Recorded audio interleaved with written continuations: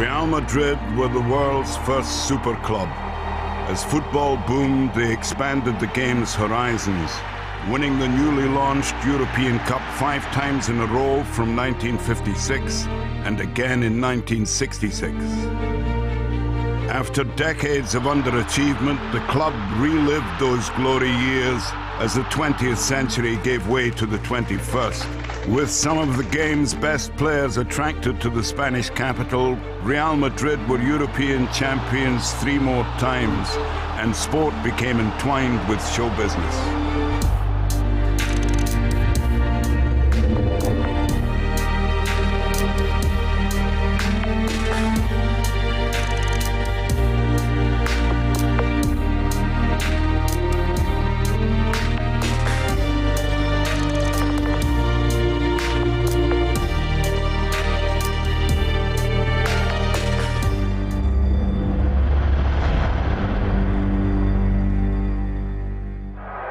For Madristas in the mid-90s, the memories of Di Stefano and Gento lifting the European Cup were fading, and nostalgia was meager nourishment.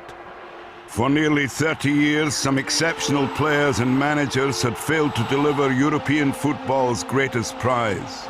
But in 1995, Lorenzo Sanz took over the club presidency, and he appointed a new manager, Fabio Capello. A man whose AC Milan side had humiliated Johan Cruyff's Barcelona dream team in 1994. I decided on a change, and so I went to Real Madrid, where I found a team that needed to be rebuilt, as they'd gone 3 years without winning anything. Capello identified Madrid's shortcomings and went shopping. Mijatovic, Sukar, Seedorf and Ildner were all brought in, along with a player who would enhance Madrid's reputation for exciting football, left-back Roberto Carlos. Capello blended these signings with homegrown talents such as Fernando Hierro and Manuel Sanchez. I put together a great team, and we won the title ahead of a very good Barcelona side, with Ronaldo, Figo, Guardiola, Stoichkov. A great, great team.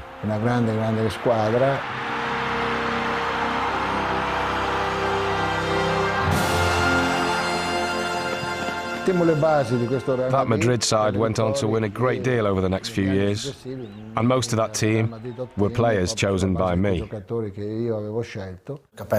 Capello, he was able to adapt immediately to the Spanish spirit. I think that his time in Madrid changed him more than any other experience. But then I made my biggest ever mistake in football. After a phone call from Silvio Berlusconi, I agreed to return to Milan as coach. I think the best thing I took from my adventure with Real Madrid, and it's something I still hold with me today, is that when I arrived at the club, everyone who worked there was convinced that it was the greatest club in the world. Capello was replaced by German Jupp Heynckes, whose only major addition to the title-winning squad was striker Fernando Morientes. He's a very special coach for me. When I arrived, he had just arrived as well, and he was very serious, very responsible, very methodical and hard-working. I had a great relationship with him. But the Germans struggled to control the strong personalities within the dressing room. What had worked at other clubs didn't work at the Bernabeu. The Jupp I knew in Bilbao was different from the Jupp in Madrid, because the dressing room was different, the club was different, the expectations were totally different. In the same way that I was different from the way I was in Bilbao, Jupp changed from how he was in Bilbao. Madrid's league form was indifferent, but in Europe they shone. In 1998, they were drawn against defending champions Borussia Dortmund in the semi-final of the Champions League. It had been many years since Real Madrid had been in the Champions League final, And we got that opportunity to get there against Borussia Dortmund, a very good Dortmund side. I was lucky enough to score the first goal. I remember a cross coming in from Roberto Carlos from the left wing, and I was at the back post and knocked it in.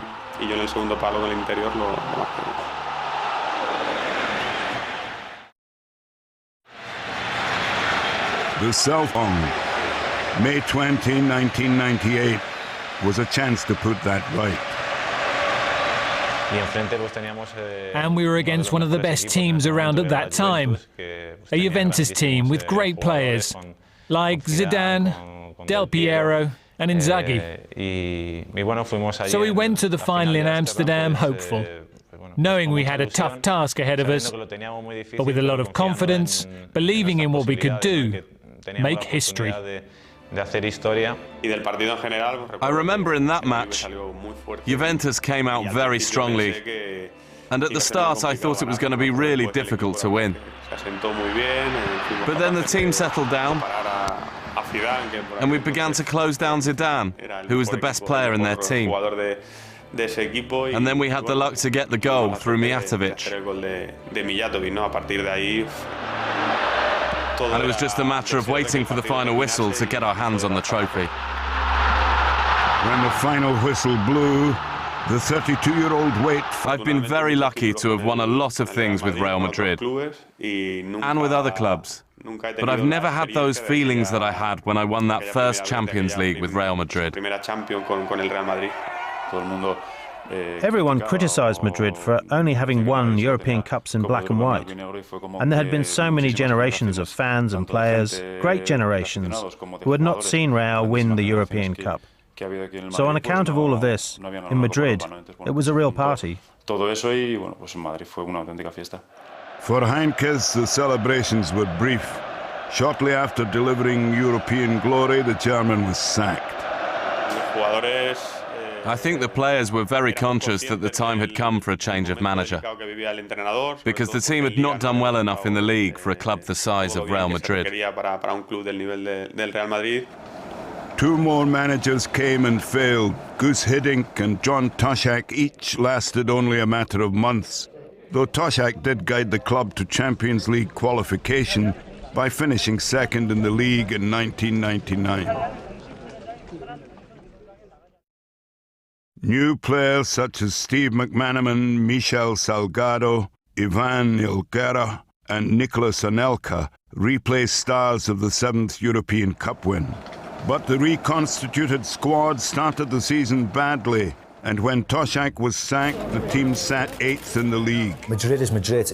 It's always mad. They're the most successful team, you know, in the world. So there'll always be huge amounts of pressure on the manager. Firstly, to play entertaining football. They have to please the crowd, and secondly, to be successful.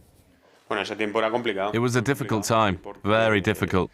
The team was not in a position that it should have been in.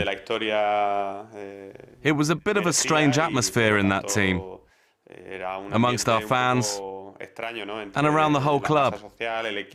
Real Madrid has to win, it always has to win. And after 2 or 3 defeats, everyone talks about a crisis.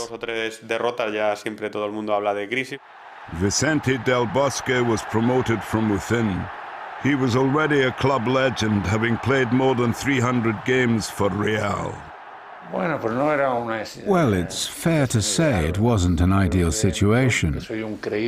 I believe very much in good relations, but this was a turbulent time, a difficult time, and results add to the bad feeling. In November '99, when we took over from Toshak, things weren't that great at all, in terms of the directors and the management. Replacing Toshak in November 1999, he oversaw Madrid's worst home defeat in 25 years, a 5-1 drubbing by Zaragoza. It just wasn't logical that they should score 5 goals against us at home. Our morale was at an all-time low then. We'd come from 2 years of managerial changes and things not being right at the club. Vicente, he returned things to normal. We didn't improve immediately. We didn't do well in the league, but we prepared well for the Champions League, and we did well in that competition.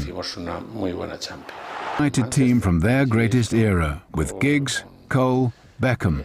A great team, an extraordinary team.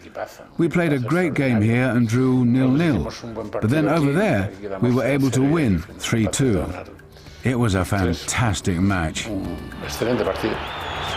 Raúl and Redondo led the way as Madrid silenced Old Trafford. When you play Manchester United, the spotlight is on you. I think that if you ask any Madrista about that game, then they will tell you it was something special. Real dispatched Bayern in the semis to set up a final against Valencia. Paris became Spanish for the day. Valencia were pretty much the favourites, as they had eliminated Barcelona in the semi-finals and were almost clear favourites in the final, but we didn't give them a chance to play, and on the day, we were better. We really thought that Valencia would be stronger than they were. In all honesty, it turned out to be a lot easier than everyone thought. When you score the first goal in a final, this releases a bit of the tension, and you become more confident in what you're doing.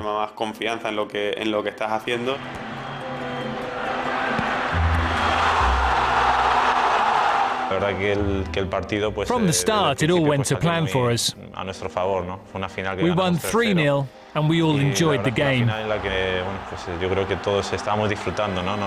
We didn't want it to end because we were playing really well. And we were so superior to Valencia.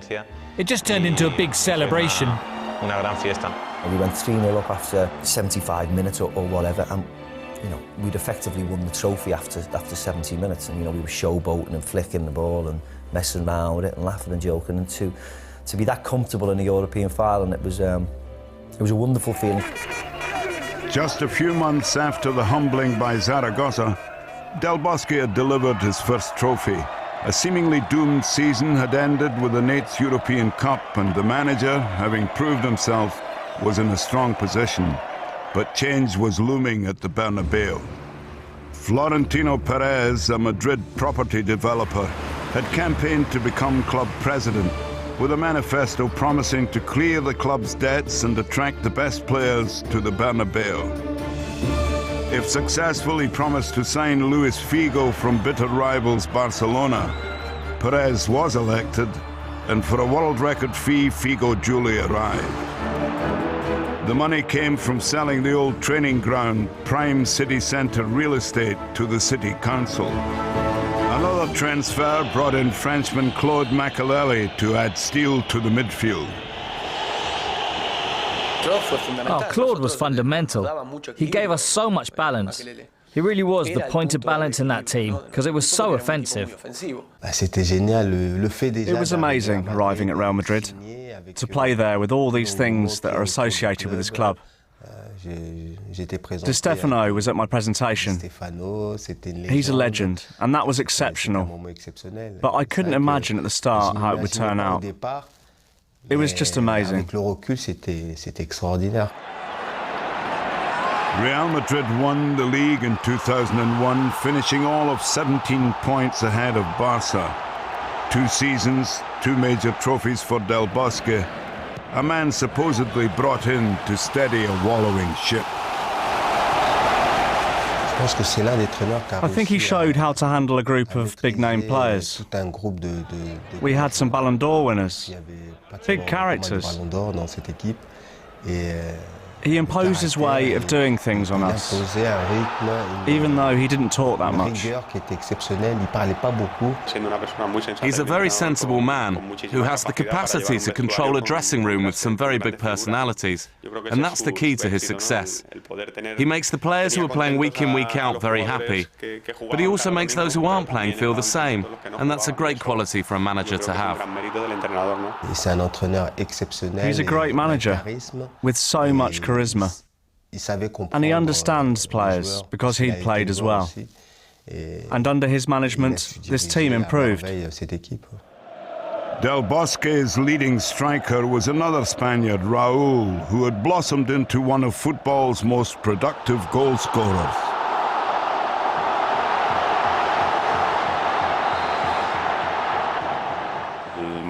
Madridismo. He is the personification of Madrid's spirit.